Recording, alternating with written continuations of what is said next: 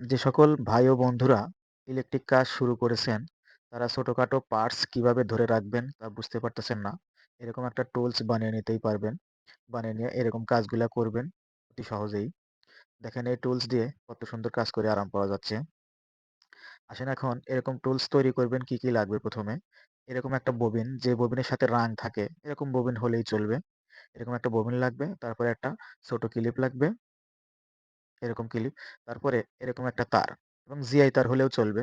এই তারটার ২ সাইডে একটু বাড়ি দিয়ে চ্যাপ্টা করে নেবেন। তারপরে এই ক্লিপের পিনগুলো খুলে এই তারটা ক্লিপের ভিতরে সুন্দরভাবে ঢুকায়া দিবেন।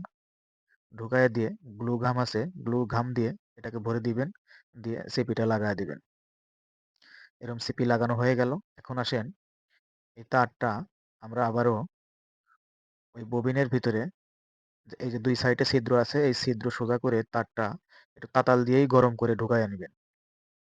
এরকম করে গরম করে ঢুকায়া নিবেন। ঢুকায় নিয়ে এই সাইড দিয়ে বের করে এই তারের মাথাটা সুন্দর করে বাঁকা করে এই ছিদ্র দিয়ে ঢুকায় নিয়ে সুন্দর করে আবার কোনো কিছু দিয়ে বাড়ি দিয়ে এরকম করে বাঁকা করে দিবেন, যাতে এই তারটা নড়াচড়া না করে। এরকম করে বাঁকা করে দিবেন। এখন দেখেন এই কত সুন্দর এই জিনিসটা কিন্তু হয়ে গেল। এখন এর সাথেই বিভিন্ন ধরনের ছোটখাটো পার্টস ধরে রেখে কাজ করতে পারবেন। দেখেন এরকম কাজগুলো করতে পারবেন।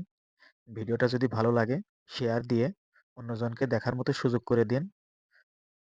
অন্য কেউ এই ভিডিও দেখে যাতে উপকৃত হতে পারে। ধন্যবাদ সবাইকে।